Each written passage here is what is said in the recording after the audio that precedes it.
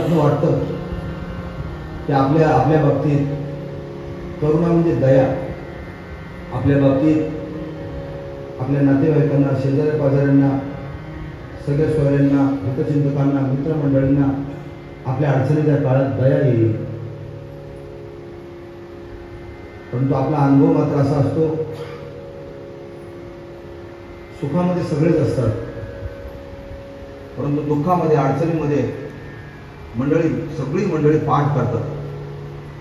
दया येईल म्हणजे आपल्याबद्दल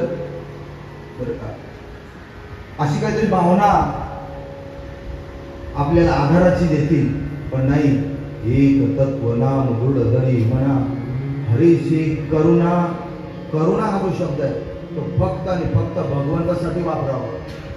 करुणा असेल, दया असेल, तर करुणा आणि दया जर आपल्याला कोणाकडून आपल्याबद्दल येईल असं जर तुम्हाला वाटत असेल तर या जगामध्ये भगवंताशिवाय दुसरं कोणाला आपल्याला दया येणार नाही.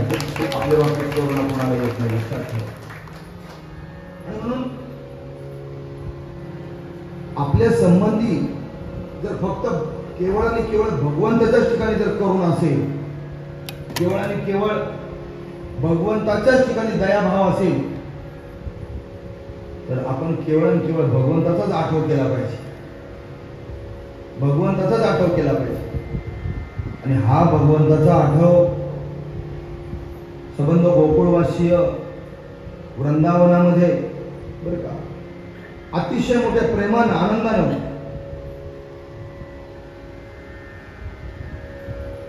आपलेपणाने भगवंताची भक्ती मी दररोज सांगतो की प्रेमानं केली पाहिजे, आपलेपणाने केली पाहिजे. ती कशी आपलेपणाने केली पाहिजे? दुख में सुमिरन सब करे,